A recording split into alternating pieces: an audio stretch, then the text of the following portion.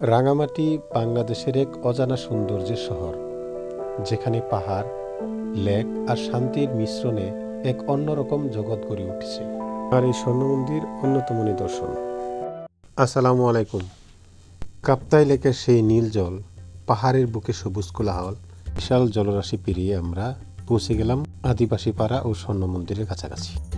এটি হলো আদিবাসীদের একটি বাজার বা স্টল বা পিকনিক স্পট। সেখানে গড়ে ওঠা অনেক দোকানপাট।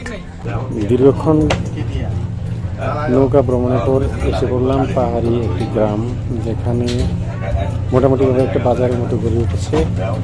আমরা এখন চা খাচ্ছি।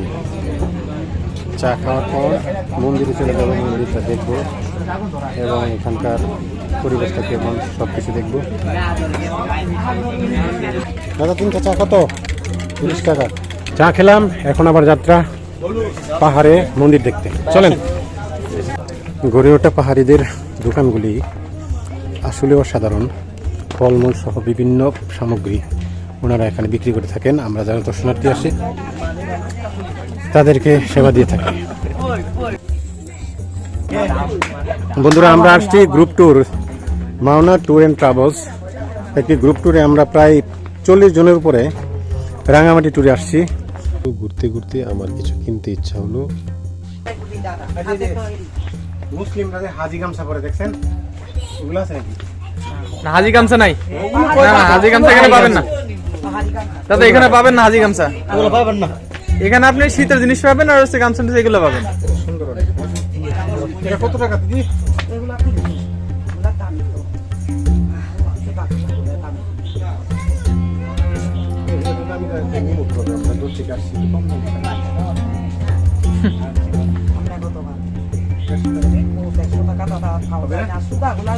হবে নাকি? দেখেন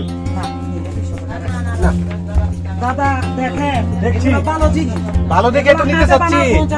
আপনার এটা ভালো দেখায় আমি নিতে চাচ্ছি। যদি হয় 50 টাকা দেন। আপনি 50 টাকা জন্য দিবেন না? তাহলে গেলাম। সমান সমান 100 টাকা দেন। সমান সমান 100, 200 সমান সমান 100। না, দোকানগুলো সুন্দর তো, মানে একই সবকিছু না, সবকিছু একদম পরিপাটি। কি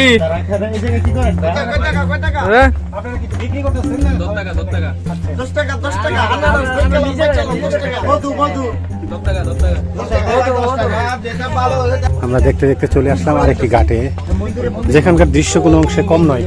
ধরেন সুন্দর ভিডিও।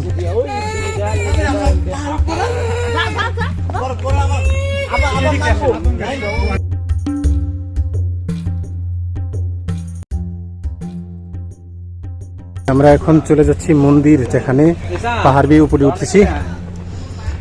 খুব ভালো লাগতেছে, কিন্তু কষ্ট হচ্ছে। আল্লাহ, পাহাড় বেয়ে উপরে ওঠাটা আসলে একটু কষ্টকর। এর আগে বান্দরবনে মারায়াতং পাহাড়ে উঠছিলাম, যেখানে 2.5 ঘন্টা সময় লেগেছিল। পর্যটকদের জন্য গড়ে ওঠা বাজারগুলি দেখার পর আমরা পাহাড় বেয়ে স্বর্ণ মন্দিরের দিকে এগুচ্ছি।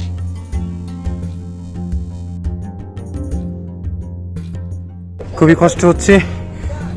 প্রায় 350 থেকে 400 মিটার উপরে উঠতেছি পাহাড় বেয়ে। উফ,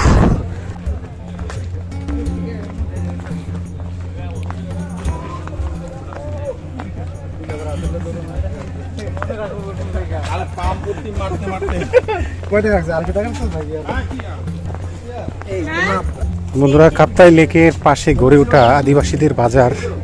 এই লেকের পাশের সৌন্দর্যটা আসলে অনেক অসাধারণ। আমরা রয়েছি পাহাড়ের উপরে, যেখানে আদিবাসীদের মন্দির রয়েছে, বৌদ্ধ মন্দির। সেখানে আসছি। সুন্দর বিরাজমান রাঙামাটি পাহাড়। আসলে রাঙামাটির পাহাড়গুলি অনেক সুন্দর। বান্দরবন, খাগড়াছড়ি এর চাইতে অনেক সুন্দর। তার চাইতে বেশি সুন্দর হলো এই কাপ্তাই লেক, যা আমরা আজকে ঘুরে ঘুরে দেখতেছি এবং আপনাদেরকে দেখাচ্ছি। বন্ধুরা, এটি রাঙামাটির কাপ্তাই লেক। কত সুন্দর, অসাধারণ আল্লাহর সৃষ্টি, যা আমরা ঘুরে ঘুরে দেখতেছি। আলহামদুলিল্লাহ, এই হলো কাপ্তাই লেকের সৌন্দর্য। ছোটোখাটো ট্রলারগুলি নদীর বুক ছেড়ে চলে যাচ্ছে একদিক থেকে ওদিক থেকে। দেখেন যে কত স্পিড। অনেকেই ভাবেন রাঙামাটি শুধু পাহাড় আর লোকের সমাগম, কিন্তু এখানে এমন একটি স্থান আছে যেখানে ধর্ম, সংস্কৃতি আর প্রকৃতি একসাথে কথা বলে। স্বর্ণ মন্দিরে প্রবেশ করলে প্রথমেই যা অনুভব হয় তা হলো অসাধারণ শান্তি। পা রাখলে যেন মনটা হালকা হয়ে যায়। এখানে কোনো শব্দই বিরক্ত করে না, শুধু পানির ঢেউ, পাখির গান আর মানুষের নীরব প্রার্থনা। মন্দিরের ভিতরে প্রতিটি অলংকার, প্রতিটি নকশা, প্রতিটি কোণা যেন এক গল্প বলছে। গল্পটি হলো মানুষ যখন প্রকৃতির কাছে নম্র হয় তখনই প্রকৃতি তাকে স্বাগত জানায়। এখানে এসে বুঝতে পারি আমরা শুধু ভ্রমণ করি না, আমরা নিজেকেও খুঁজে পাই। এই মন্দিরের প্রতিফলন লেকে পড়ে, একদিকে সোনালি আলো, অন্যদিকে নীল জল, আর মাঝখানে দাঁড়িয়ে আছে এক শান্ত মন্দির। আমার এই গল্পে আর নয়, পরবর্তীতে অন্য একটি গল্প নিয়ে হাজির হব। আমি শফিক, আমার চ্যানেল ভিজিটর শফিক। যারা এখনও আমার চ্যানেলটি সাবস্ক্রাইব কিংবা ফলো করেননি, প্রত্যেকেই সাবস্ক্রাইব করুন, ফলো করুন। আল্লাহ হাফেজ।